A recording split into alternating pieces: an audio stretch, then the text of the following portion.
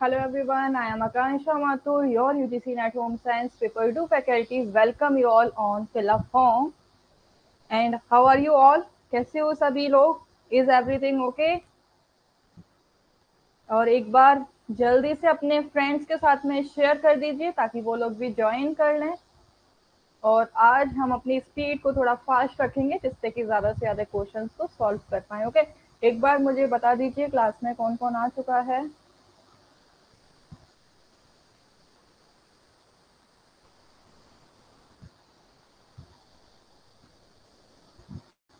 अपने फ्रेंड्स को मैसेज कर दो ताकि वो लोग भी ज्वाइन कर लें।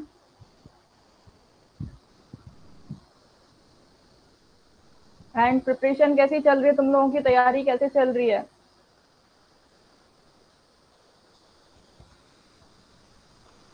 अभी आपके पास अराउंड 1 मंथ है फिर से प्रिपरेशन करने के लिए, रिवीजन करने के लिए।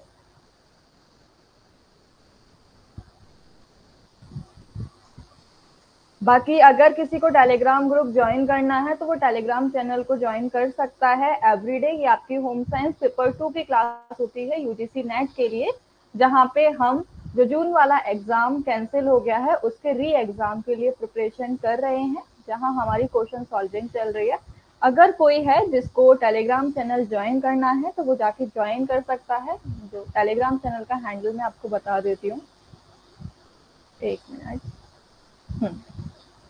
ये है आपका होम साइंस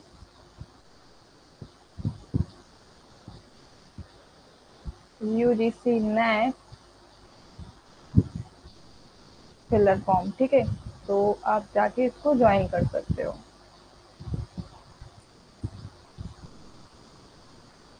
किसी को अगर ज्वाइन करना है तो। आज कैसे कम बच्चे नजर आ रहे हैं मुझे, बाकी के बच्चे कहाँ हैं? सुन रहे हो क्या?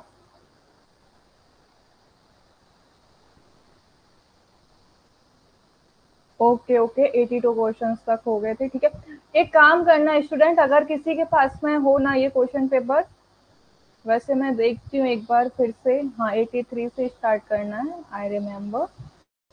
मुझे ना एक बार क्लियर पीडीएफ बना के भेज देना क्वेश्चन पेपर, अगर आप लोगों के पास हो तो क्लियर पीडीएफ दे देना, क्योंकि यहाँ इसमें मैं देख रही हूँ कि कुछ क्वेश्चंस ना ब्लर है।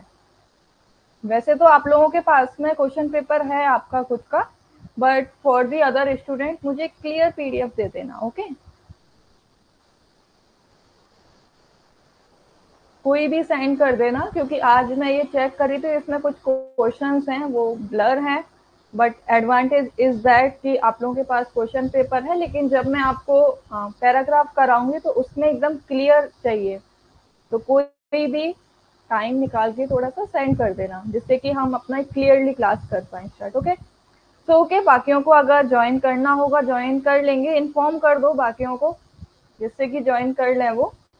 हम 82 क्वेश्चंस तक सॉल्व कर चुके हैं, बाकी के आगे के क्वेश्चंस करते हैं। आज अपनी स्पीड थोड़ी फास्ट रखेंगे जिससे कि क्वेश्चन सॉल्व कर लें, क्योंकि मैं चाह रही थी कि तुम्हें पैसेज वाले जो क्वेश्चंस हैं वो एक दिन में कराऊं।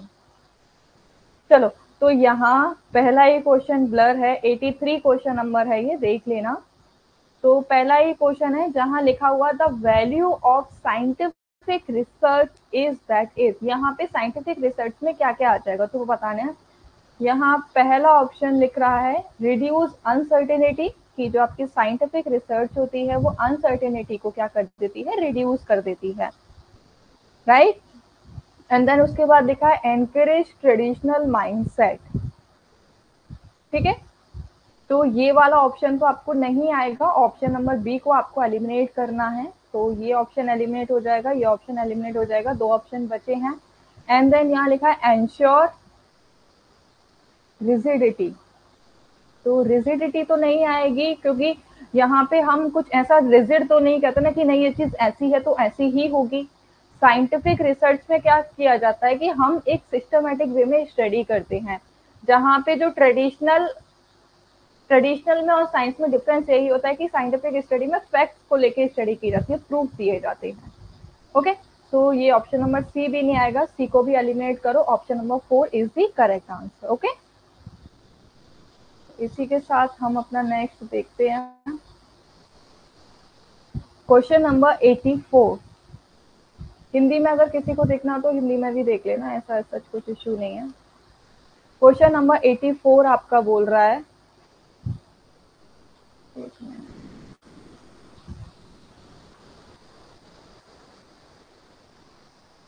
हाँ, what are the uses of performance appraisal in food service establishment? मतलब यहाँ पे जो आपका किसी खाद्य सेवा प्रतिष्ठान में कार्य निष्पादन मूल्यांकन के क्या उपयोग होते हैं वो आपको बताना है। तो अगेन यहाँ पे चूजिंग ऑप्शन है, कुछ ऑप्शन दिए गए हैं, उनमें से आपको करेक्ट आंसर है उसको चूज करना है। तो देखो, a plan for the purchase of equipment, तो ये नहीं आएगा, इसको आप एलिमिनेट कीजिए। टू डिटरमाइन जॉब कंप्लीटेशन, ठीक है। And to finalise the menu, ये भी नहीं आएगा आपका। To assess the need of additional training और काउंसलिंग, ठीक है। टू रिव्यू द एम्प्लॉय, क्योंकि यहाँ पे ना आपके एम्प्लॉयज की बात की जा रही है, अप्रेजल की बात की जा रही है। तो यहाँ पे हमें मेन्यू और इक्विपमेंट से कुछ भी लेना देना नहीं है, क्योंकि बेसिकली यहाँ पे हम किसी पर्सन के बारे में बात कर रहे हैं। तो that's why option number B is the correct answer. Question number 85, Allport की आपकी थ्योरी से क्वेश्चन आया था, जहां पे एल्पर्ट पर्सनैलिटी ट्रेट्स दिए गए हैं। अकॉर्डिंग टू एल्पर्ट पर्सनैलिटी ट्रेट्स क्या हो सकते हैं? तो देखो, अगेन मैं आपको बता रही थी कि कुछ अगर अपोजिट ऑप्शन आपको दिखते हैं तो दोनों में से कोई एक आएगा। दोनों अगर आपको एक ही जगह नजर आए तो आप उनको सिंपली कैंसिल कर सकते हो, एलिमिनेट कर सकते हो। अब यहाँ देखो, are real and exist within each of us, Allport की पर्सनैलिटी ट्रेट में कहा गया है, इसमें ऑप्शन के अकॉर्डिंग रियल होता है और एग्जिस्ट होता है हर किसी में, ठीक है, ये नहीं है। आर अनरिलेटेड होते हैं, बिल्कुल। Do not worry with the situation, हाँ। And can be demonstrated empirical, ये नहीं आएगा, option number E. So that's option number 4 is the correct answer. Again next question की तरफ हम मूव करते हैं अपने, और नेक्स्ट क्वेश्चन आपका question number 86, arrange the steps of conducting management training programme in sequence. देखो, सीक्वेंस के क्वेश्चंस इस बार सबसे ज्यादा पूछे गए हैं आपके ऑफलाइन एग्जाम में, ठीक है। तो यहाँ पे आपको मैनेजमेंट ट्रेनिंग प्रोग्राम है, उसको आप कंडक्ट करोगे तो उसके लिए किस किस स्टेप्स को फॉलो करना पड़ेगा, सीक्वेंस में आपको लगाने हैं। तो यहाँ पे सबसे पहले हम क्या करेंगे, नीड्स को देखेंगे, assessing the needs to conduct training, क्योंकि हमें कोई ट्रेनिंग प्रोग्राम कंडक्ट करना है, क्यों करना है, यही तो हम नीड फाइंड आउट करेंगे। या तो हम नीड देखते हैं या फिर प्रॉब्लम देखते हैं, दो ही चीज हम लोगों ने सीखी है। इवेल्युएशन हमारा लास्ट में आता है, ये स्टेप्स हमने सीखे हैं कि नहीं सीखे हैं, तो इवेल्युएशन को ही आप लास्ट में डाल दीजिए। इम्प्लीमेंटेशन और इवेल्युएशन, यानी कि इम्प्लीमेंटेशन के बाद इवेल्युएशन आएगा। तो ई और डी जहाँ एक साथ हैं, तो यहाँ पे डी और ई, तो इवेल्युएशन ये तो हो ही नहीं सकता है, यहाँ एक साथ हैं और यहाँ एक साथ है ना। तो ये कंफ्यूजिंग हो सकता है, लेकिन हमें अपने नीड वाले आंसर से, ऑप्शन से हमें आंसर मिल जाएगा, तो जो कि हमारा option number A is the correct answer. सबसे पहले हम क्या करते हैं कि नीड देखते हैं कि हमें ट्रेनिंग प्रोग्राम क्यों कंडक्ट करना है, एंड देन उसके बाद में ऑब्जेक्टिव्स को डिफाइन करते हैं। ऑब्जेक्टिव डिफाइन करने के बाद में अपने ट्रेनिंग प्रोग्राम को डिजाइन करते हैं कि वो कैसे इंप्लीमेंट करेगा, यानी कि प्लानिंग की जाती है। प्लानिंग करने के बाद उसको इंप्लीमेंट किया जाता है, एंड देन लास्ट में उसका इवेल्युएशन किया जाता है। Okay okay, I will zoom it, मैं भूल गई थी थोड़ा, मैं तभी कहूँ मुझे भी क्यों कम नजर आ रहा है। Now is it okay?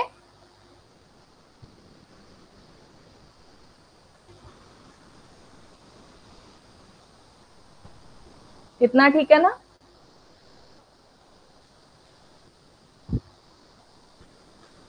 चलिए, I hope now is it visible to you. Voice clear है? वॉइस में तो कोई प्रॉब्लम नहीं आ रही है ना?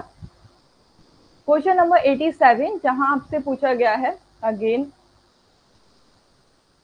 थोड़ा सा, हाँ, यहाँ पे आपसे रिसर्च डिजाइन के इंपॉर्टेंट फंक्शंस के बारे में पूछा गया है। तो रिसर्च डिजाइन के फंक्शंस क्या होते हैं भाई? तो देखो, इट प्रमोट्स कॉम्प्लेक्सिटीज, नहीं, ऐसा तो नहीं होता, रिसर्च डिजाइन कॉम्प्लेक्सिटीज को प्रमोट नहीं करती है। इट प्रोवाइड ब्लूप्रिंट, बिल्कुल, ब्लूप्रिंट से देखो आपको आपका आंसर मिल जाएगा, जबकि ये दो ऑप्शन तो आपके एलिमिनेट हो गई, क्योंकि यहाँ तो हमें कुछ लेना देना नहीं है, इन दोनों में से हमारा कुछ हो सकता है, right. It expand boundaries of research activities, यानी कि इसके फलस्वरूप शोध कार्यकलाप की सीमाओं का विस्तार होता है, बाउंड्रीज नहीं। It dedicate boundaries of research activity, बिल्कुल, यानी कि क्या है, जो आपकी सीमाएं जो होती हैं अपनी प्रधानता के आधार पर आप उनको रखते हो, तो दैट्स वाई ये आ जाएगा बी और डी जहां पर भी एक साथ हैं, बस option number 2 is the correct answer. हमें आगे बढ़ने की जरूरत नहीं है, लास्ट ऑप्शन कह रहा है it enables investigation to anticipate potential problem, बिल्कुल हम प्रॉब्लम का समाधान करने के लिए ही हम अनुसंधान डिजाइन का इस्तेमाल करते हैं, जो कि हमारा एक ब्लूप्रिंट होता है, हमें बताता है कि कैसे कब कहाँ हमें क्या क्या काम करना है, ठीक है, तभी हम रिसर्च डिजाइन अपनी क्रिएट करते हैं। तो जहां कहीं पे भी बी और ई ऑप्शन, अच्छा दोनों ही कंफ्यूजिंग थे, हमें बस बीच वाले से मिला है, ओके। तो नेक्स्ट देखते हैं क्वेश्चन नंबर 88। यहाँ पे इरेक्शन की स्टेजेस आई थी एंड आई होप टोटल इनकी 8 स्टेजेस होती हैं एंड आई होप आप लोगों को याद होंगी, ये आप लोगों ने क्वेश्चन सही किया होगा। यहाँ पे देखो, सबसे पहले हम अगर देख लें तो हमारी जो फर्स्ट स्टेज आ जाती है वो कौन सी होती है, आपकी ट्रस्ट वर्सेस मिसट्रस्ट की होती है, राइट। ट्रस्ट वर्सेस मिसट्रस्ट की होती है कि नहीं होती है। एंड देन उसके बाद में आपकी आ जाती है ऑटोनॉमी वर्सेस सेम की स्टेज। तो सी ऑप्शन जहां कहीं भी, ये एलिमिनेट करो, इसको एलिमिनेट करो, इन दो ऑप्शन में अब हमें डी देखना है। डी कह रहा है इंटीमेसी वर्सेस आइसोलेशन, और बी कह रहा है identity versus role confusion. Obviously बात है, क्योंकि जब पॉवर्टी स्टेज आ जाती है, जब बच्चा बड़ा होता है, प्री स्कूल में जाता है, तो उसको रोल कंफ्यूजन होता है कि मैं क्या हूँ। इंटीमेसी और आइसोलेशन वाली स्टेज कब आती है, आपकी एडल्टहुड में आती है ना, और ये आपकी चाइल्डहुड में ही आ जाती है। तो डी ऑप्शन तो पहले नहीं आएगा, तो हम इसको भी एलिमिनेट करते हैं, हमें हमारा आंसर मिल गया है। फिर भी सीक्वेंस लगा लेते हैं, सबसे पहले हमारी ट्रस्ट वर्सेस मिसट्रस्ट होती है, ऑटोनॉमी वर्सेस सेम होती है, एंड देन उसके बाद में इनिशिएटिव वर्सेस गिल्ट की आती है, and then industry versus inferiority आती है, एंड उसके बाद में आपकी आ जाती है identity versus role confusion. Identity versus role confusion के बाद आपका आ जाता है intimacy versus isolation, and then आपका था generality versus self absorption, and then last आपकी इंटीग्रिटी वर्सेस डिसअपियर। ठीक है, ये आपकी 8 इरेक्शन की स्टेजेस हैं, जो कि हर बार आपका यही क्वेश्चन रहता है, बस थोड़ा बहुत चेंज कर देते हैं, क्योंकि देखो कुछ क्वेश्चन तो ना आपके श्योर हैं कि आने ही आने कुछ टॉपिक्स, तो उनको कर लिया करो। अब यहाँ क्वेश्चन नंबर ये आपका है आई गेस 89 है कि क्या है, जो भी है देख लेना आप अपने क्वेश्चन पेपर में। यहाँ बोला जा रहा है group approach in communication and extension can be done through, simple, आपको कुछ नहीं करना है। देखो ग्रुप अप्रोच के बारे में यहाँ आपसे पूछा गया, पर्सनल विजिट आपकी पर्सनल में आ जाता है, यहाँ पे ये नहीं आएगा, इंडिविजुअल अप्रोच में आ जाता है, ये डेमोन्स्ट्रेशन ग्रुप अप्रोच में आता है, बिल्कुल ओके। एंड देन उसके बाद में फील्ड डेज एंड टूर, ये भी आपका ग्रुप अप्रोच में आता है। पर्सनल विजिट नहीं आएगा, डी ऑप्शन को आपको एलिमिनेट करना है, बस लो सारे ही ऑप्शन एलिमिनेट हो गए, आपके पास ऑप्शन नंबर 4 आपका आ गया, ठीक है। बाकी ट्रेनिंग, लीडर की ट्रेनिंग आ जाती है, और डिस्कशन मीटिंग, ये सारे आपके ग्रुप डिस्कशन के ही मैथड होते हैं। भाई तुम लोग भी आंसर बता सकते हो, ऐसी कोई पाबंदी नहीं है। Arrange in sequence stages in field observation, आप फील्ड ऑब्जर्वेशन करने गए हो तो वहां पे आपको किन किन स्टेप्स को फॉलो करना होगा। एक चीज तो हमारी क्लियर है कि हम रिपोर्ट जो लिखते हैं वो सबसे एंड में लिखते हैं, तो ऑब्वियसली हमारा ऑप्शन नंबर डी है वो आपका सबसे लास्ट में आएगा, और ऑप्शन नंबर डी बस एक ही ऑप्शन में आपको लास्ट में देखने को मिल रहा है, वो है अगेन ऑप्शन नंबर 4 है। देखो सीक्वेंस लगा लेते हैं, सबसे पहले हम अपनी रिसर्च साइट को चूज करेंगे, एंड देन उसके बाद वहां पे gaining access in taking role, वहां पे रोल लेंगे, एंड देन लास्ट फिर क्या करेंगे, हम अपने नोट्स को नोट डाउन करेंगे, नोट्स नोट डाउन करने के बाद में एनालाइज करेंगे कि क्या ठीक है, एंड देन लास्ट में हम लोग उसकी रिपोर्ट करेंगे, ठीक है। ये आपका सीक्वेंस है। एंड फिर आ जाता है 91 है ना आई गेस, ओके 91, यहाँ पे पेयर टी टेस्ट है, उसको कंडक्ट करना है, तो आपको किन किन स्टेप्स को फॉलो करना होगा। इस बार मैं देख रही हूँ तुम्हारे सीक्वेंस और स्टेप से बहुत क्वेश्चन है, बहुत काफी ज्यादा, ठीक है। तो calculate mean difference and calculate the difference between two observation on each pair, बिल्कुल बी ऑप्शन आएगा, मतलब ऑप्शन तो ये सारे आएंगे, बस हमें सीक्वेंस में लगाना है। तो सबसे पहले हमारा कैलकुलेट टी स्टैटिक्स, बिल्कुल, तो ये आ जाएगा। एंड देन उसके बाद में हम लोग अपने डिफरेंसेस को पेयर करेंगे and compare with critical value, calculate standard deviation of difference and calculate, ऐसे यहाँ पे फिर आएगा हम अपना मीन डिफरेंस देखेंगे। मीन डिफरेंस के बाद में एंड देन हम अपने स्टैंडर्ड डेविएशन के डिफरेंस को चेक करेंगे एंड लास्ट में आपकी जो क्रिटिकल वैल्यू आई है उसको कंपेयर किया जाएगा, आपने जो भी ऑब्जेक्टिव बनाया था, और उसके लिए ऑप्शन नंबर 4 अगेन करेक्ट आपका हो जाएगा। क्वेश्चन नंबर 92, ये ब्लर है the most powerful and pervasive defense mechanism as it works to push unexpected id impulse out of the awareness and back into the unconscious mind, यानी कि सर्वाधिक, ये क्या लिखा हुआ है आई डोंट नो, आप अपने क्वेश्चन पेपर में देख लेना, मैं यहाँ से पढ़ रही हूँ। प्रतिरक्षण क्रियाविधि, क्योंकि यह अस्वीकार एवं संवेग को जागृति से बाहर कर इसे अचेतन मन में वापस लाता है, या जो भी है क्या कहलाता है। तो यानी कि सिंपली यहाँ पूछा जा रहा है कि जो भी आपके साथ में कुछ भी एक ऐसा डिफेंस मैकेनिज्म हुआ है जिसको आप अपने अनकॉन्शियस माइंड में डाल देते हो, तो it is called your reparation, जहाँ पे आप अपनी इच्छाओं को दमन कर देते हो, दबा देते हो। ठीक है, option number 2 is the correct answer of the question 92। 93 question की तरफ हम चलते हैं। ये आपका थोड़ा मैचिंग का क्वेश्चन है और ये अलग है। देखो यहाँ पे ना, ये आप हिंदी में टर्म देख लेना, उनसे ही आपको यहाँ आंसर मिल जाएगा। थोड़ा सा इधर कर देती हूँ मैं ऐसे,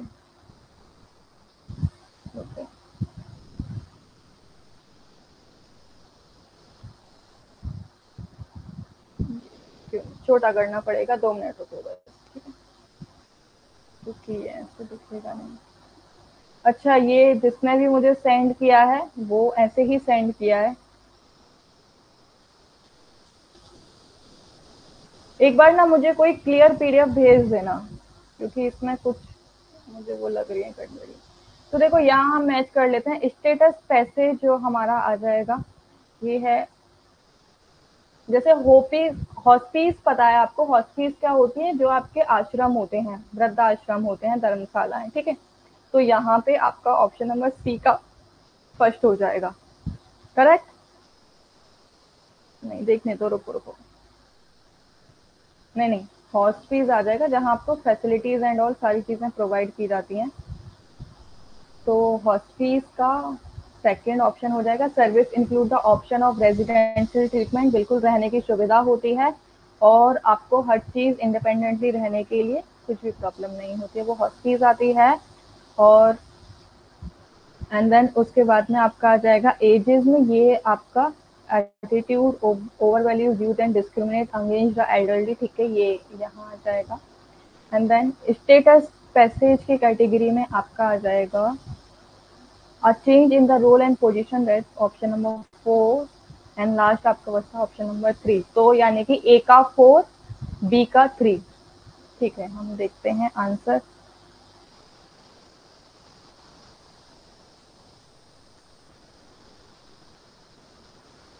ठीक है, आप कोशिश कर लेना, एक काम कर लेना कि मुझे ना पैसेज के क्वेश्चंस, पैसेज का पीडीएफ भेज देना, एक बार भेज देना, अगर मुझे ठीक लगेगा then I will include it, otherwise I will teach from that. तो यहाँ देखो question option number 2 is the correct answer of the question number 93, ठीक है, लगा लेना। फिर आपका है question number 94, arrange the phases of demonstration in right sequence. अगर आप किसी को डेमोन्स्ट्रेट कर रहे हो, प्रदर्शन दिखा रहे हो, तो उसके लिए आप किन स्टेप्स को फॉलो करोगे, उसका सीक्वेंस बताना है। तो देखो यहाँ पे ना आपके एक ऑप्शन से आपका आंसर बन जाएगा, वो बताऊं कैसे, देखो अब हमें ये चीज पता है ना, इवेल्युएशन के बाद में हम लोग रिकंसिडरेशन करते हैं। अगर ये भी चीज किसी को नहीं पता थी, तो एक टर्म यहाँ आ रहा है प्री डेमोन्स्ट्रेशन स्टेज, तो प्री हमारा सबसे पहले ही आएगा, ऑप्शन नंबर डी सबसे पहले आएगा, और यहाँ पे ऑप्शन नंबर 1 करेक्ट हो जाएगा। देखो प्री डेमोन्स्ट्रेशन स्टेज यानी कि हमने अभी डेमोन्स्ट्रेशन नहीं दिया है, उसके पहले की ही, तो उस चीज को हम सबसे पहले रखेंगे। तो यहाँ डी पहले आ जाएगा, देन उसके बाद एग्जीक्यूट करेंगे, एग्जीक्यूट करने के बाद उसको फॉलो अप करेंगे, देखेंगे सारी चीजें ठीक हो रही हैं या नहीं हो रही हैं, एंड देन लास्ट में उसका इवेल्युएशन करेंगे। इवेल्युएशन करने के बाद अगर हमें कुछ सुधार करने हैं तो अगेन उसको रिकंसीडर किया जाएगा। ठीक है, अगर कहीं आपको इवेल्युएशन और रिकंसीडर देखने को मिल जाए ना, तो इवेल्युएशन के बाद में रिकंसिडरेशन लगा देना, बस आपका आंसर बन जाएगा। ठीक है, तो यहाँ पे ऑप्शन नंबर 1 सही है। अब आ जाते हैं सबसे इजी क्वेश्चन पे। The 4 hours of resources conversion are, यानी कि 4 आर कौन कौन से होते हैं? रिक्लेम नहीं होता है, रिफंड, रिड्यूस ये नहीं होता है, रिसाइकल, रिफाइंड, रीडिजाइन बिल्कुल नहीं होता है। इसमें एक ऑप्शन गलत है, लेकिन बाकी के 3 ऑप्शन यहाँ सही है, तो हम इसको करेक्ट मानेंगे। कोई मुझे बताएगा कि यहाँ पे कौन सा वाला है? रिफ्यूज वाले की जगह आपका आ जाएगा रिकवर। ठीक है, वैसे रीयूज, रिकवर, रिड्यूस, रिसाइकल ये आपके 4 आर की कैटेगरी में आते हैं। बाकी के 3 ऑप्शन सही थे, तो इसीलिए इसको करेक्ट माना गया है। एंड देन मूव करते हैं हम अपने नेक्स्ट क्वेश्चन पे। Question number 96, the goal of human resource development are, human resource development के गोल्स क्या होते हैं? तो ये आपको बताना है। यहाँ पे एम्प्लॉय कॉम्पिटेंसी बिल्डिंग, एम्प्लॉयज के बीच में कॉम्पिटिशन बिल्ड करना नहीं, ये चीज नहीं होती है। ट्रांसफर, नॉलेज को ट्रांसफर करना, ठीक है। रिसोर्सेज एक जगह से दूसरी जगह ट्रांसफर होते हैं, ये आ जाएगा आपका। एंड देन यहाँ बोला गया है मोटिवेशन, मोटिवेशन भी आ जाएगा। एंड ऑर्गेनाइजेशन क्लाइमेट डेवलपमेंट, ये आपका कभी भी ह्यूमन रिसोर्स डेवलपमेंट में नहीं आता है, तो ऑप्शन नंबर ई आ जाएगा। That's option number 3 is the correct answer. Practice, and don't worry, मैंने भी ये क्वेश्चन सॉल्व किया था, तो इसीलिए मुझे याद है। वो क्वेश्चन देख के ही समझ आ जाते हैं, ऐसी कुछ वो नहीं है। Which one is the guiding philosophy? अब देखो, ये आपका बाहर से क्वेश्चन आया था, फिलोसफी से क्वेश्चन पूछ लिया गया है, जहाँ पे हमारा कुछ भी लेना देना नहीं है, लेकिन अगेन इंटीरियर डिजाइन की उसमें डाल दिया है, ये डिजाइनिंग वाली यूनिट में। तो जो इसका करेक्ट आंसर हो जाएगा ना, वो आपका है जीएफएम। जीएफएम की फुल फॉर्म होती है आपकी जॉइंट, जॉइंट फॉरेस्ट मैनेजमेंट होती है वैसे इसकी फुल फॉर्म। ठीक है, जो कि आपके सस्टेनेबल इन्वायरमेंट के सस्टेनेबल यूज के लिए किया जाता है, कि आप अगर कुछ भी डिजाइन कर रहे हो, जो हमने ग्रीन इन्वायरमेंट पढ़ा था ना, तो उसमें हमने देखा था कि इन्वायरमेंट का भी ध्यान रखना है, तो उन सब चीजों को ध्यान में रखते हुए आपकी ये फिलोसफी वगैरह दी गई थी। अगेन ये कुछ इजी क्वेश्चन लग रहे हैं मुझे काफी ज्यादा, बस यहाँ पे ये होता है कि आपको याद होना चाहिए। National food security act was launch in the which year? राष्ट्रीय खाद्य सुरक्षा अधिनियम किस वर्ष आरंभ हुआ था? किसी को पता है किस वर्ष हुआ था? ये हुआ था आपका 2013 में।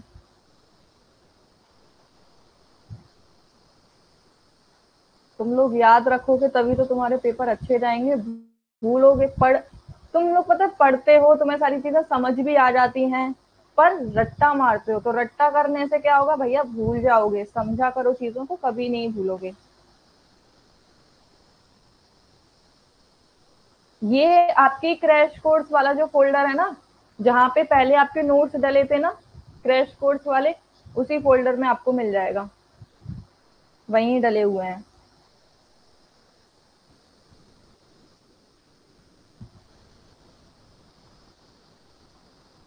हाँ, मेरे पास ये पेपर कोड है आपका डब्लू। अब मैं देखो एक चीज बताऊं, आपके कुछ एक पेज का डिफरेंस आता है, जैसे 5 क्वेश्चन आप मैच कर लो कहाँ से क्या है। अब मेरे पास ये डब्लू है। आप एक काम करो, क्वेश्चंस देख के, आपको ये वीडियोस तो मिल ही जाएंगी, पीडीएफ भी मैं शेयर कर देती हूँ आप लोगों को, कल भी पीडीएफ शेयर कर दिया था, तो उससे आप मैच कर लेना, बस समझ लो चीजों को, है ना। हाँ, आप क्रैश कोर्स के जैसे पेपर 2 पे जाओगे, पेपर 2 में क्रैश नोट्स या फिर आपका क्रैश कोर्स में जाके आपको पूरे पीडीएफ मिल जाएंगे। क्रैश कोर्स पे जैसे आप क्लिक करोगे, वहां पे आपको नोट्स पे क्लिक करना है, तो जो आपके क्रैश कोर्स के स्क्रॉल डाउन करोगे ना, तो उसके नीचे आपको ये पीडीएफ मिल जाएगा।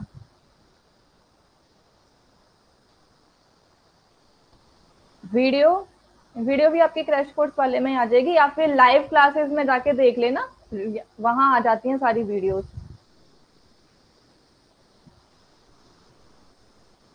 ठीक है, क्लासेस में आके सारी वीडियोस अपने आप ही अपलोड हो जाती हैं, फोल्डर में जाके देखने की जरूरत नहीं है तुम्हें। फिर भी फोल्डर में मैं एक बार चेक कर लूंगी, वीडियोस मैंने नहीं चेक करी थी कहाँ डलती है। चलो इसको देखते हैं हम लोग। यहाँ पे देखो लीडरशिप मैच करना है, एक तरफ कॉन्सेप्ट दिए गए हैं और दूसरी तरफ उनका डिस्क्रिप्शन दिया गया है, तो ये आपके लिए इजी होने वाला है आई गेस, क्योंकि ये टर्म जो है वो डिफिकल्ट नहीं है, इनको आप थोड़ा बहुत पढ़ोगे तो आ जाएंगे। कम्युनिकेशन क्या होता है, जहाँ पे हम अपने मैसेज को एक्सचेंज करते हैं एक पर्सन से दूसरे पर्सन को, जब हम मैसेज ट्रांसफर करते हैं वो हमारा कम्युनिकेशन कहलाता है। और जो कि मुझे यहीं सामने दिख गया है, anything that convey meaning that carries a message from one person to another person, right. तो ए का 3 देखो कहाँ कहाँ है, लो आंसर ही मिल गया। ए का 3 बस ऑप्शन नंबर 2 में है। प्रोग्राम प्लानिंग आपका क्या होता है, procedure of working with people in an efforts to recognise problem and determine possible. आप जब पॉसिबल सॉल्यूशन को खोजते हो उसके लिए एफर्ट्स डालते हो, वो आपका प्रोग्राम प्लानिंग कहलाता है। एक्सटेंशन क्या होता है, जहाँ पे लोगों को अवेयर किया जाता है, किसी उनके बिहेवियर को चेंज किया जाता है, यही तो हमने एक्सटेंशन एजुकेशन में पढ़ा था, राइट। तो यहाँ पे आ जाएगा आपका ऑप्शन नंबर 1 कि एजुकेशन के थ्रू लोगों के एटीट्यूड को चेंज किया जाता है रूरल एरियाज के, राइट। और लीडरशिप क्वालिटी क्या होती है, जहाँ पे behaviour of individual in a given situation, जो लोगों को इन्फ्लुएंस कर सके। दैट्स इट, इजी था ये वाला। मुझे लग रहा है इस पेज पे अभी तक जितने भी 4-5 क्वेश्चन आए हैं सारे इजी थे। आपका पेपर ना इजी टू मॉडरेट था, मैं ये नहीं कहूंगी डिफिकल्ट था, इजी टू मॉडरेट पेपर था। यहाँ अब आपको करना है arrange the steps of process of community development programme in sequence. Again आपको कम्युनिटी डेवलपमेंट प्रोग्राम के क्या प्रोसेस होते हैं उसको अरेंज करना है, ठीक है। तो सबसे पहला कह रहा है development and use of organisation channel, and B option कह रहा है planning programmes and project, and then developing communication, stabilising rapport and identifying problem. देखो बस आपको जहां कहीं भी ऑप्शन दिख जाए बस आ गया, ऑप्शन नंबर 1 ये हो जाएगा। एंड देन उसके बाद में आप प्लान करोगे, ऑब्जेक्टिव्स बनाओगे, सेकंड ऑप्शन आपका ये हो जाएगा। सिक्योरिंग पार्टिसिपेशन ऑफ पीपल, कौन कौन पार्टिसिपेट करने वाला है। एंड देन कम्युनिकेशन करोगे आप उनसे, कम्युनिकेशन करने के बाद में आप ऑर्गेनाइजेशनल चैनल का यूज करोगे। बस ऑप्शन नंबर 4 अगेन करेक्ट है यहाँ पे, ठीक है। क्वेश्चन नंबर 101, यहाँ तुमसे अगेन प्रोसेस चार्ट के स्टेप्स पूछे गए हैं भाई, जो कि बहुत डेप्थ पूछ लिया है तुमसे। ये इतना एक्सपेक्ट नहीं किया था, डेप्थ में है ये क्वेश्चन काफी ज्यादा। कोई नहीं, हम इसको भी सॉल्व कर लेंगे। ये जिस किसी का भी पेपर था ना उसने इस क्वेश्चन को गलत किया है, जबकि यही आंसर करेक्ट है। सबसे पहले क्या किया जाता है, अपने वर्कर से वो काम कब स्टार्ट कर रहे हैं उसके बारे में पूछा जाता है। एंड देन उसके बाद में उनके मूवमेंट को वो उनके मूवमेंट में क्या परिवर्तन आ रहा है टास्क को करते टाइम, वो नोटिस किया जाता है। एंड देन उसके बाद में उनको ऑब्जर्व किया जाता है। ऑब्जर्व करने के बाद में डिजाइनिंग सिंबल, डिफरेंट मूवमेंट के लिए डिफरेंट सिंबल को हम इस्तेमाल करते हैं, जो कि हमने पढ़ा था प्रोसेस चार्ट में, रेक्टेंगल, स्क्वायर, है ना, सर्कल, ये सारी चीजें हमने पढ़ी थी कि नहीं पढ़ी थी प्रोसेस चार्ट में, वही चीजें हैं यहाँ पे। एंड देन उसके बाद में keep on marking the symbol of every movement. फिर लास्ट स्टेप आपका ये। अच्छा यहाँ पे दोनों ऑप्शन एक साथ दे दिए गए हैं इसीलिए गलत कर दिया था, बट यहाँ पे ये नहीं आएगा, यहाँ ई मान के चलो तुम। वैसे अगर ये तुम्हारी आंसर की आती ना तो इसका मार्क्स सबको मिलता, क्योंकि यहाँ पे ऑप्शन प्रिंटिंग में ही प्रॉब्लम थी। फिर आता है आपका question number 102, intentional psychological and physical injuries in child is known as. देखो सिंपल आ रहा है यहाँ पे, कोई अगर जानबूझ के किसी बच्चे को मानसिक और शारीरिक रूप से चोट देता है तो वो क्या कहलाएगा, चाइल्ड लाइफ तो बिल्कुल नहीं कहलाएगा, चाइल्ड केयर भी नहीं कहलाएगा क्योंकि भैया वो उसे मार रहा है, चाइल्ड राइट्स तो बिल्कुल भी नहीं होंगे, ऑब्वियसली चाइल्ड अब्यूज हो जाएगा ये, है ना। सिंपल था ये, इसको तो कोई भी कर लेता इस क्वेश्चन को। फिर आता है Which of the following is not a characteristic of objective method of food quality analysis? इससे काफी सारे क्वेश्चंस देखने को मिले हैं भाई। आई गेस तीसरा चौथा क्वेश्चन देखने को मिला है ये। ऑप्शन चलो नीचे देखेंगे हम क्या है ऑप्शन है इसके। अरे इसके ऑप्शंस, अच्छा एक ही वो बताना होगा। रुको रुको कहाँ गए, हाँ।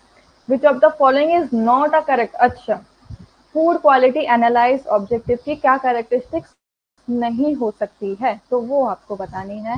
द रिजल्ट आर रिपीटेबल, बिल्कुल रिजल्ट रिपीट होंगे तभी तो हमें पता चलेगा कि जो टेस्टिंग है वो सही हुई है। ऐसा तो नहीं है कि एक बार टेस्ट किया तो रिजल्ट अलग आ गया, दूसरी बार टेस्ट किया तो रिजल्ट अलग आ गया। इससे क्या होगा कि हमारी एक्यूरेसी नहीं आएगी।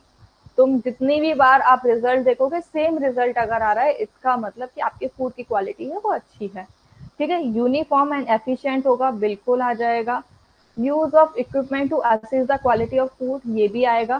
कैन डिटरमाइन कंज्यूमर एक्सेप्टेंस, ये नहीं आएगा। तो यहाँ पे जो करेक्ट आंसर हो जाएगा वो ऑप्शन नंबर 4 हो जाएगा। ठीक है,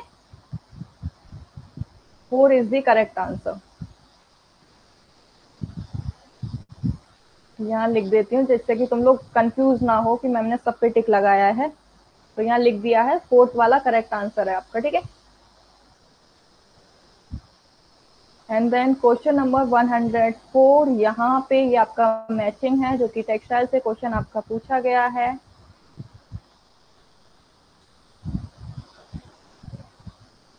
क्वेश्चन नंबर 104, ठीक है। फाइबर्स हैं और दूसरी तरफ उनका बंड, देखो एक ही ऑप्शन से आपको मिल जाता है। यहाँ पे कोई बताना चाहेगा इसका आंसर मुझे? कॉटन को जब हम जलाते हैं तो हमें एक स्मेल आती है। कैसी स्मेल आती है? जैसे कि हम किसी पेपर को जला रहे हैं, ऐसी आती कि नहीं आती स्मेल? बर्निंग टेस्ट हमने किए थे। ये मत कहना कि मैम नहीं आपने कराए ही नहीं थे, हमें वो चीज मत कह देना। ठीक है, तो कॉटन को जलाने पे ऐसा लगता है जैसे कोई पेपर जल रहा है ना। पेपर जैसी उसकी राख जो है वो पेपर जैसी बचती है जब पेपर को जलाने के बाद। तो ऑप्शन नंबर ए का 3 हो जाएगा। यहाँ कहाँ गया ये पता नहीं। ऑप्शन नंबर ए का 3 दो ऑप्शंस में है, यहाँ एलिमिनेट करो। अब बी का और देख लो। वूल जो होता है, वूल को जब हम जलाते हैं तो हमें कैसी स्मेल आती है? जैसे कि हम अपने क्या है बालों को जला रहे हैं, है ना। और बर्निंग हेयर ऑर्डर, लो मिल गया आंसर। बी का फर्स्ट हो जाएगा और बी का फर्स्ट इसमें तो है ही नहीं है। Option number 2 is the correct answer. ठीक है, सी का 4 हो जाएगा आपका, जहाँ पे ये बहुत जल्दी जल जाता है और विनेगर जैसी इसमें स्मेल आती है। और नायलॉन जो होता है ये फोल्ड होता है। ठीक है, 10 डाई आउट हो जाती हैं। तो इजी था। देखो ये वाले क्वेश्चंस मैं इसीलिए बता रही हूँ क्यों अच्छे रहते हैं, क्योंकि इनमें अगर आपको एक दो के बारे में भी पता होता है ना तो उससे आपका इजीली आंसर मिल जाता है। नेक्स्ट आ जाते हैं हम अपने कलर स्कीम, मुनसेल कलर स्कीम। यहाँ यू क्या होते हैं? यू हमारे कलर होते हैं। तो यहाँ पे red, yellow, blue, green and purple ये आ जाएंगे आपके। ठीक है, option number 2 is the correct answer. Growth, ये थोड़ा सा घुमा के तुम्हें क्वेश्चन पूछा गया है, लेकिन अगर आप यहाँ पे थोड़ा सा अपना दिमाग दौड़ाते तो आपको आंसर मिल जाता। क्योंकि इंग्लिश में देखो शायद ये तुम्हें ना समझ में आए, लेकिन हिंदी में पढ़ने से ये तुरंत समझ में आ रहा है क्वेश्चन।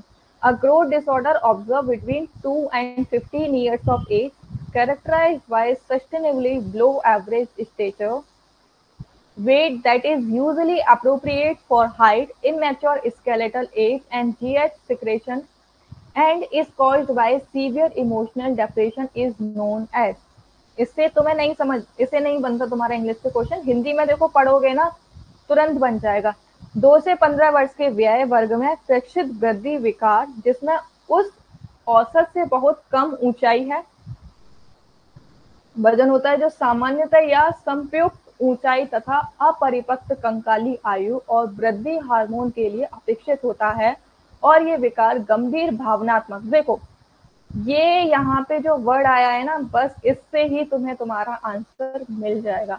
वैसे कुछ बच्चे अगर ऊपर का ऊपर थे तो या तो वो वास्टिंग लगा देते। ठीक है, ओबेसिटी तो ऑब्वियसली बात है कि नहीं आएगा, कैचअप ग्रोथ भी नहीं आएगा, वास्टिंग लगा के आ जाते। लेकिन जैसे ही हमें ये वर्ड मिला है, ये टर्म मिला है, और जहाँ पे भावनात्मक शब्द आ जाए तो ये हमारा साइको से रिलेटेड हो जाता है, इसीलिए मनोसामाजिक बोनापन यहाँ पे आ जाएगा। ओके, तो इस तरीके से क्वेश्चन सॉल्व किया करो। क्लियर है?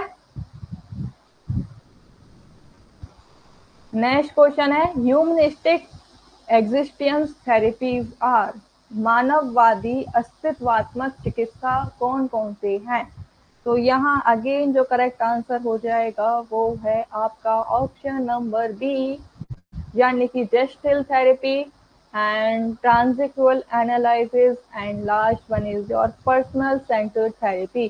फैमिली सिस्टम थ्योरी नहीं आएगी, मल्टी मॉडल थेरेपी नहीं आएगी। अरे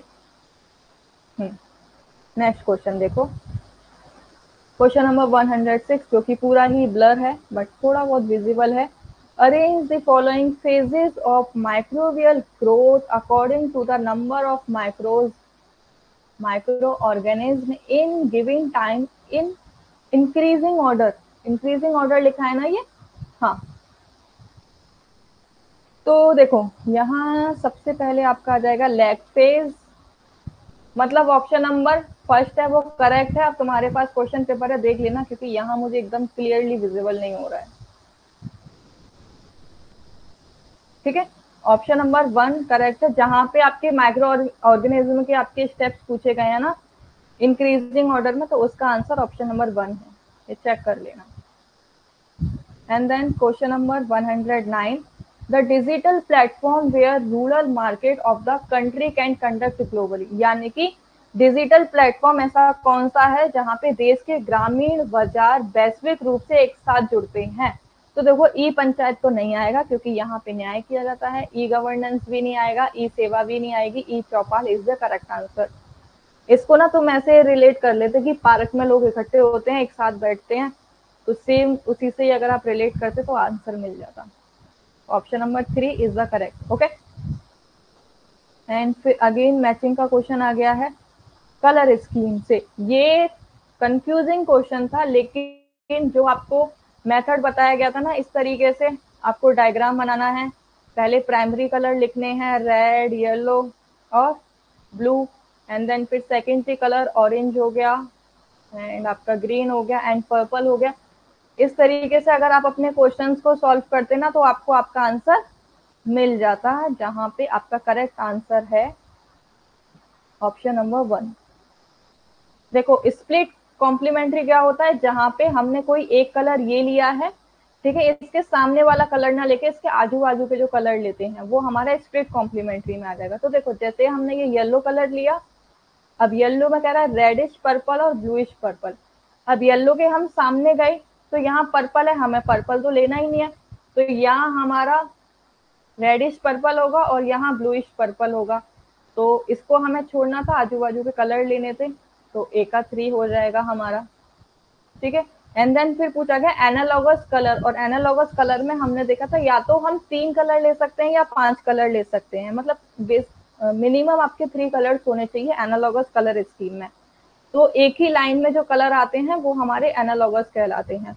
तो यहाँ देखो येलो कलर, देखो येलो ऑरेंज, यहाँ पे येलोइश ऑरेंज आएगा कि नहीं आएगा? ये येलो लिया, येलोइश ऑरेंज लिया और हमने येलोइश ग्रीन लिया, ये 3 कलर हमने चूज किए हैं, तो ये हमारा एनालॉगस कलर स्कीम हो गया। ठीक है, उसके बाद में कह रहे हैं कि टर्टरी कलर स्कीम। टर्सरी में देखो, टर्सरी और ट्राइड कलर स्कीम में डिफरेंस क्या होता है? टर्सरी जो कलर होते हैं ना, वहां पे आप 3 कलर लेते हो, या तो आप 3 प्राइमरी कलर ले सकते हो, 3 सेकेंडरी कलर ले सकते हो, 3 टर्सरी कलर ले सकते हो, वो आपके टर्टरी कलर कहलाते हैं। ट्राइड कलर क्या होते हैं? जहां पे हम किसी भी 3 कलर को चूज करते हो, वो आपके ट्राइड कलर कहलाते हैं। तो यहाँ पे हम किसी भी 3 कलर को चूज कर रहे हैं, वो ये है ऑरेंज, ग्रीन एंड पर्पल। अब जैसे कि प्राइमरी में आपने 3 प्राइमरी कलर ले लिए, यानी कि प्राइमरी कलर को मिक्स करके आपने बना दिया, तो वो आपके टर्टरी कलर कहलाते हैं।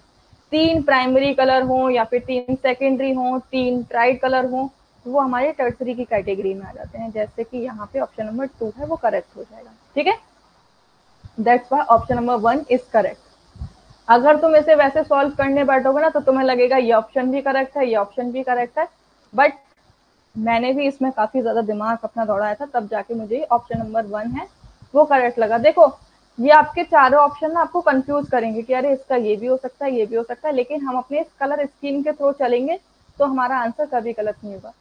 कलर स्कीम में हमेशा ये जो चार्ट होता है ना, ये आपकी बहुत हेल्प करता है आपके क्वेश्चंस को गलत होने से बचाने के लिए। फिर आ जाते हैं हम अपने नेक्स्ट क्वेश्चन पे। Arrange the principal stages of project life cycle. तो यहाँ जो आपका करेक्ट आंसर हो जाएगा वो है ऑप्शन नंबर 2। सबसे पहले हम आइडिया को आइडेंटिफाई करेंगे, आइडिया आइडेंटिफाई करने के बाद में अपने प्रोजेक्ट को फॉर्मुलेट करेंगे, यानी कि objectives and all, and then उसके बाद में हम एनालाइज करेंगे एंड फाइनलाइज करेंगे। एनालाइज एंड फाइनलाइज करने के बाद उसको इम्प्लीमेंट करेंगे। इम्प्लीमेंट करने के बाद में फिर हम अपने ऑपरेशन को पूरा कंप्लीट कर देंगे। ठीक है, ये आपके ऑप्शन है। Question number 112। एक तरफ टर्मिनोलॉजी दी गई है और दूसरी तरफ एक्सप्लेनेशन दिया गया है।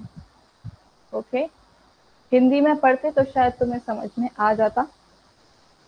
तो यहाँ पे जो आपका करेक्ट आंसर बन रहा है वो है आपका ऑप्शन नंबर, देखो इंटरफेरेंस में आपका आ जाएगा एडेड पाउडर ऑफ टू और मोर सिस्टम, ये होता है। ठीक है, और सिनर्जी में क्या होता है आपका, सिनर्जी में कि tendency of system to degrade over time.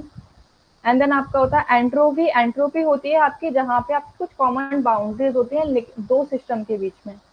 ठीक है, common boundaries between two system, ये आ जाएगा। और इक्विफाइनलिटी आपका आ जाएगा there are different ways to achieve, यानी कि आपका एक गोल है लेकिन आप उसको कैसे भी अचीव कर सकते हो। जैसे कि यूजीसी नेट एग्जाम है आपका, या तो आप इसको सेल्फ स्टडी के थ्रू अचीव कर सकते हो, या आप कहीं कोचिंग लेके अचीव कर सकते हो, या आप अपने फ्रेंड्स के थ्रू अचीव कर सकते हो, कैसे भी, वो आपका इक्विफाइनलिटी कहलाता है। ठीक है, तो यहाँ correct answer option number 2 is the correct answer. फिर हम आते हैं अपने क्वेश्चन नंबर 113 पे। Which of the following incident is useful in assessment of wasting in children less than 5 years of age. अब यहाँ पे अगर आपको 5 साल से कम बच्चा है उसका असेसमेंट करना है वास्टिंग का, तो वो कैसे करोगे। वास्टिंग में क्या होता है कि जहाँ पे बच्चे की जो, किसके अकॉर्डिंग, मैं खुद भूल गई, question number, weight for height है वो कम होता है, वो आपकी वास्टिंग की कैटेगरी में आ जाता है। ठीक है, वेट फॉर हाइट आएगा, वेट फॉर एज नहीं आएगा, वेट हाइट फॉर एज भी नहीं आएगी, ये भी नहीं आएगा, ये म्यूट में किया जाता है। Option number 4 is correct. In order to avoid various musculoskeletal problem in prolong sitting in, one can use the following options. देखो अगेन ये भी इजी था कि अगर आपको मस्कुलर स्केलेटन डिसीज से बचना है तो उसके लिए आप क्या करोगे। जहां पे हमने वर्क सिंप्लीफिकेशन वाला किया था ना, अर्गोनॉमिक्स, याद है यूनिट की थी अर्गोनॉमिक्स वाली, उसी से ही ये लिया गया है कि अगर आप किसी एक जगह पे बहुत देर तक बैठे हो तो आप क्या कर सकते हो कि रेगुलर बीच बीच में जाके उठ के आप पानी पी सकते हो। ठीक है, तो ऑप्शन नंबर ए आ जाएगा आपका। और ए मुझे बस एक ही ऑप्शन में दिखाई दे रहा है, बाकी ऑप्शंस को आप एलिमिनेट कर सकते हो। तो ए, चेंजिंग पोस्चर और रेगुलर ब्रेक और स्ट्रेचिंग कर सकते हो, ये आपका करेक्ट आंसर हो जाएगा। एंड द नेक्स्ट क्वेश्चन है, all products that are fortified as per the standard laid out by FSSAI are entitled to get a license or the endorsement, यानी कि जिसके द्वारा आपको फोर्टिफाइड जो है उस पर क्या साइन रहता है, तो वो आपका +F का रहता है। नेक्स्ट क्वेश्चन है question number 116। Arrange the apparel design, ये क्या लिखा हुआ है, ये क्वेश्चन मुझे नहीं, पूरा ही ब्लर है ये, बट इसका मैं आंसर आपको बता देती हूँ। क्वेश्चन नंबर 116 है, पेपर कोड है आपका W, तो उसमें जाके चेक कर लेना। यहाँ पे जो करेक्ट आंसर है वो ऑप्शन नंबर 3 है। ठीक है, ये पूरा एकदम रिसर्च एंड इंस्पिरेशनल, ये कुछ क्लियर नहीं दिख रहा है मुझे, बट इसका आंसर है वो ऑप्शन नंबर 3 है। फिर सेम ये सारे ही question, stages of cognitive development when the child is capable of, क्या लिखा हुआ है,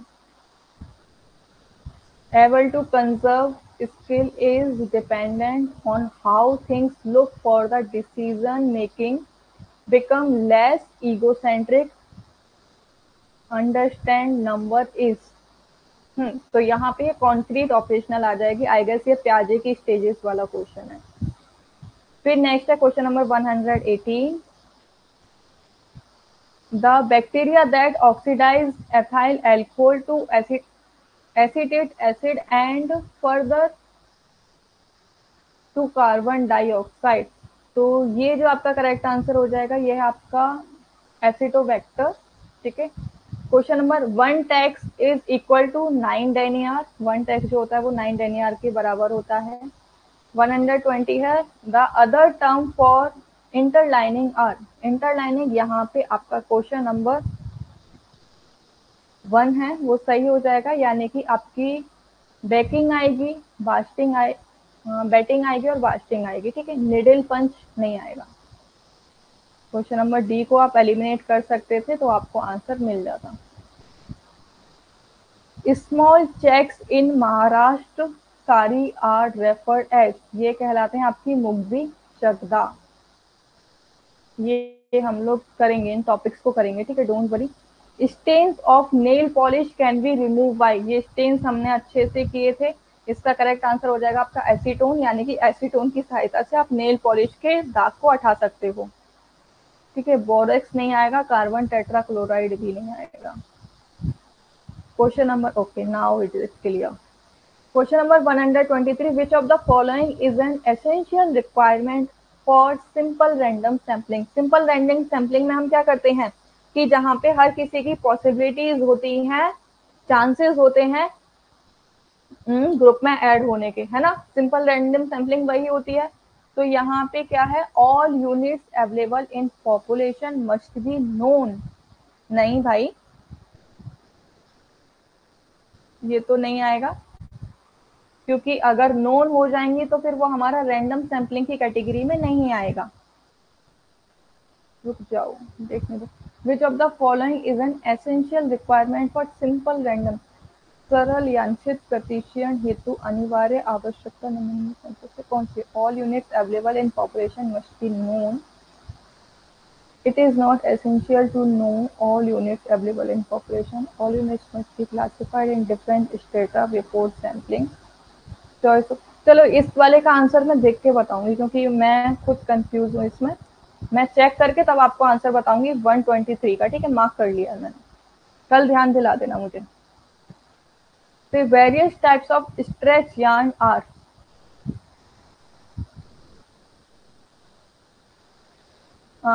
लचकदार धागा के विविध प्रकार कौन कौन से हो सकते हैं। तो यहाँ पे देखो, स्लब तो नहीं आएगा, स्ट्रेच यार्न में ये चीज नहीं आती है आपकी। एंड देन ग्रेंडल भी नहीं आएगा, इलास्टोमेट्रिक आ जाएगा, बाई बाई कंपोनेंट आ जाएगा और बाई कंस्टिट्यूएंट आ जाएगा। ऑप्शन नंबर 2 है, ये आपका करेक्ट हो जाएगा। फिर नेक्स्ट क्वेश्चन है 125। याद दिला देना मुझे, 123 का आंसर चेक करना है। एक तरफ आपके टाइप्स ऑफ चार्ट दिए गए हैं, दूसरी तरफ उनका डिस्क्रिप्शन दिया गया है। पिक्टोरियल चार्ट जो है वो आपका contain picture in written material. ठीक है।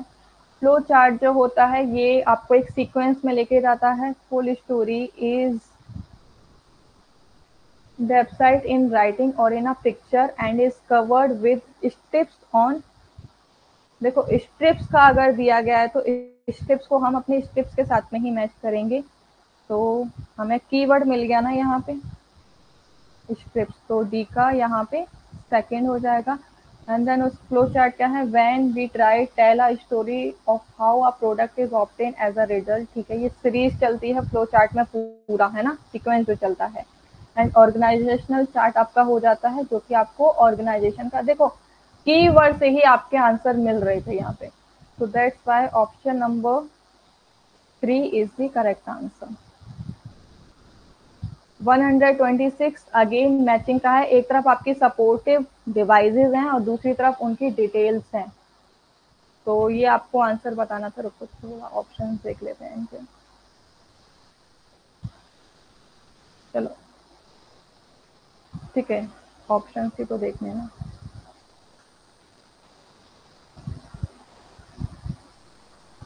ठीक है, विजिबल है ना, सपोर्टेड डिवाइस यहाँ पूछा गया है।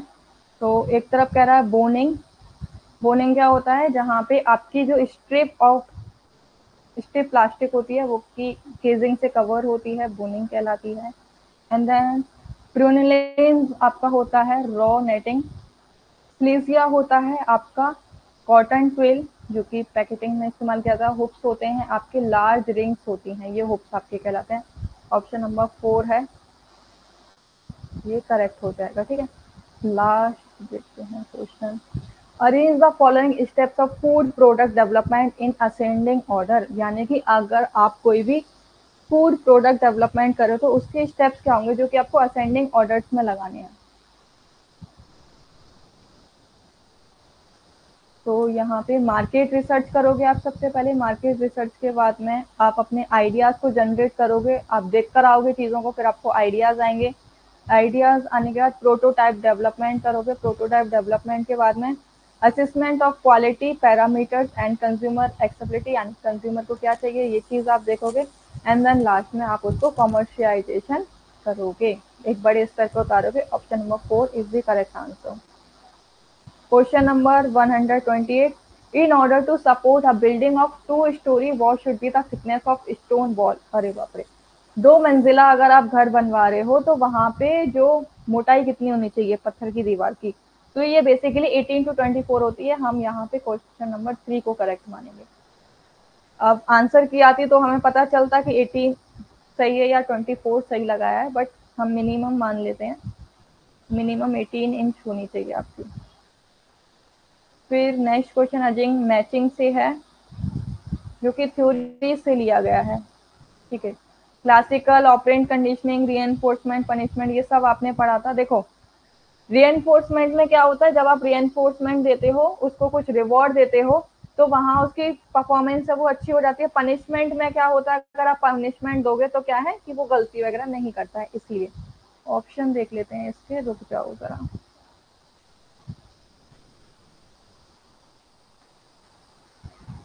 चलो ऑप्शन नहीं दिख रहे हैं, देखो। क्लासिकल कंडीशनिंग में क्या करते हैं हम, क्लासिकल कंडीशनिंग में हमने क्या पढ़ा था, याद है किसी को भी? क्लासिकल कंडीशनिंग में क्या होता है, जहां पे हम एसोसिएटिव लर्निंग करते हैं, स्टिमुलेशन जहां क्रिएट करते हैं। तो ए का आपका हो जाएगा 4। ए का हो जाएगा आपका, चल नहीं रहा ये 4। ठीक है, ऑपरेंट कंडीशनिंग में आपका क्या है, a form of learning in which the consequences of behaviour produce change in the probability.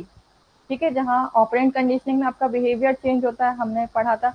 रीएनफोर्समेंट में क्या हो जाता है आपका, कि आपके जो इंक्रीज हो जाती है, पॉसिबिलिटीज इंक्रीज हो जाती हैं अच्छा काम करने को लेके। और पनिशमेंट में आपका क्या होता है कि consequence that decrease the probability that the behaviour will occur, यानी कि जो बिहेवियर शो कर रहा है, जैसे कि अगर कुछ झूठ बोल रहा है कोई बार बार, तो उसको आप पनिश करोगे तो फिर क्या होगा कि उसको पता है कि अगर मैंने झूठ बोला तो मुझे पनिशमेंट दिया जाएगा, तो वो डिक्रीज हो जाएगी उसकी प्रोबेबिलिटी।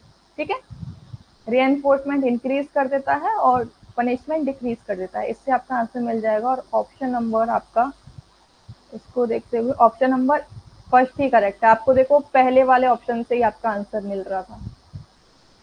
फिर आता है अगेन मैचिंग का ही है। एक साइड थिंकर्स दिए गए हैं और एक साइड कम्युनिकेशन मॉडल दिए गए हैं। ये तो आई गेस किसी का भी गलत नहीं हुआ होगा। देखो अरिस्टो ने क्या दिया है, speaker, speech and audience, option number 3। इसको एलिमिनेट करो, इसको एलिमिनेट करो। अब हमें बी वाले को और देखना है। सैनन एंड वीवर ने आपका क्या किया था, कोई मुझे बताएगा?